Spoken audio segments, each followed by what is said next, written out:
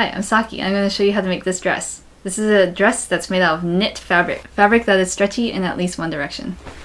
So the first step is to download the pattern, also known as a template. The link is provided in the video description below.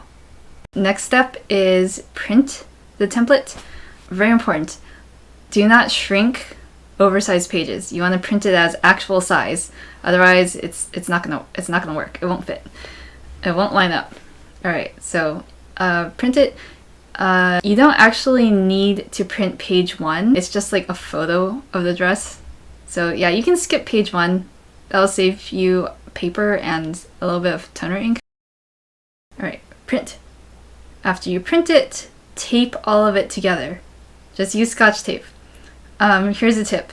Put the tape inside the pattern pieces, because once you cut it out, if you didn't have tape securing the pieces inside the template pieces, if you don't have tape on the insides of the template pieces and then you cut it out, if you cut off the tape, then your pattern will just fall apart. Duh.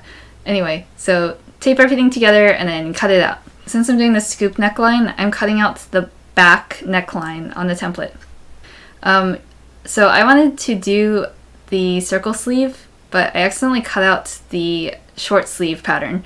You're gonna see me cut it off later when I realize my error. Anyway, alright, next step, get some fabric. You're gonna need 3 yards, or you're gonna need 3 yards of fabric for this dress. Actually, if you're super cheap, like me, or if you're a starving artist and you only have enough money to buy 2 yards of fabric, you can do this. This is what I did in the video. I had like 2 yards. I wrote 2 1/4, but I actually had 2 yards of fabric, and I basically like yin-yanged the 2 body pieces together.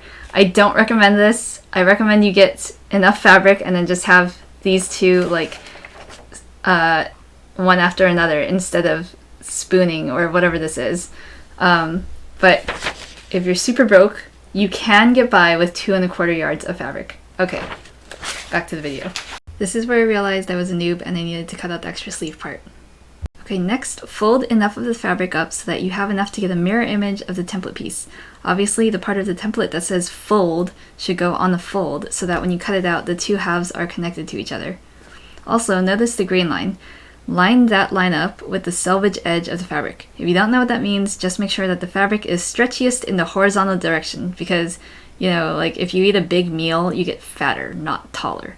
Okay, so what just happened was I put a cutting mat underneath so I could use my pizza cutter. My spatula, or should I say matula skills, were not so great, so I had to re-scooch everything on top of the mat. Right here, I am cutting off the extra little flap to make this into the front of the dress. I'm cutting out the front neckline.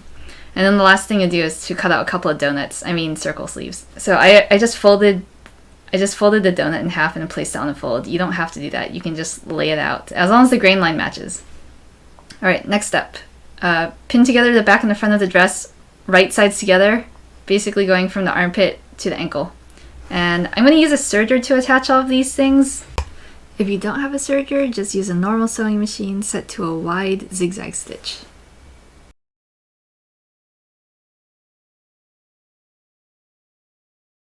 I set my serger to a normal stitch width and stitch length, and then I set the feed dogs to have a little tiny bit of gathering. It's just like 1 click above 1.0.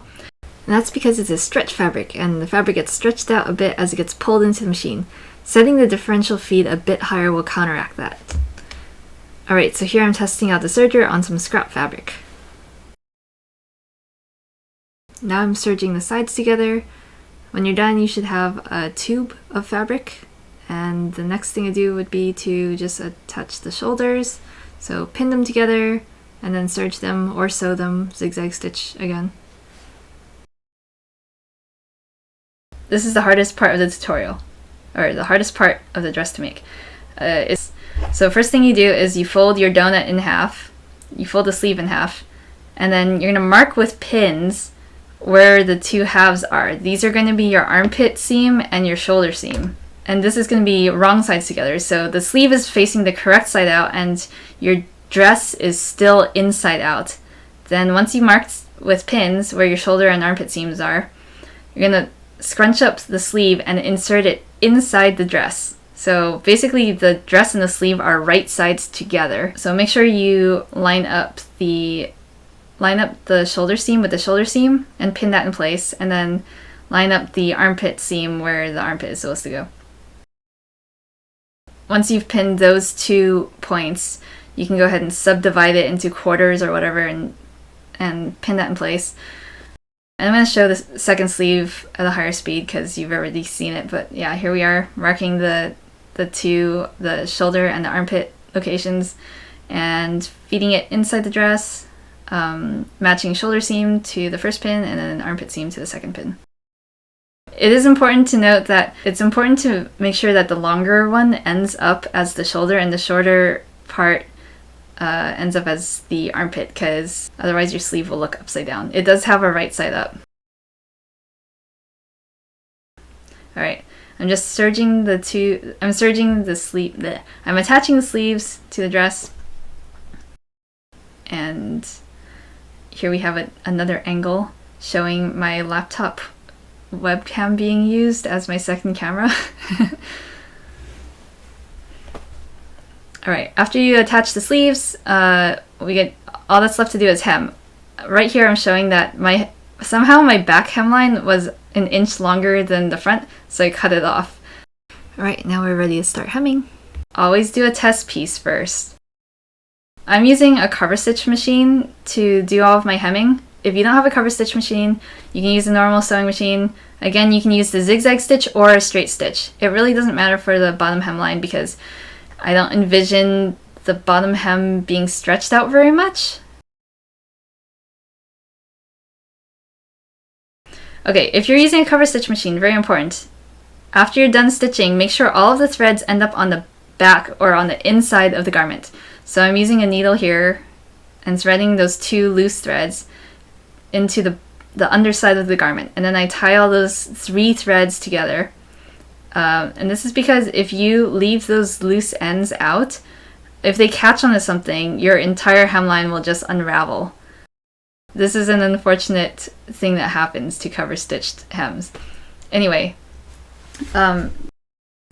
next just hem whatever's left. So if you have circle sleeves, hem the circle sleeves. If you just went sleeveless, hem the armholes. So by now you've probably noticed that in the lower left hand corner there's a little number thing that says 16x or 20x. I decided to show the entire process of making the dress instead of being all Martha Stewart about it and being like, oh yeah, so instead of just waiting for an hour for my pie to bake, I had one prepared by my minion. No, this is showing you the entire uncut footage. Uncut, but very much fast forwarded. And then the last thing is to hem the neckline.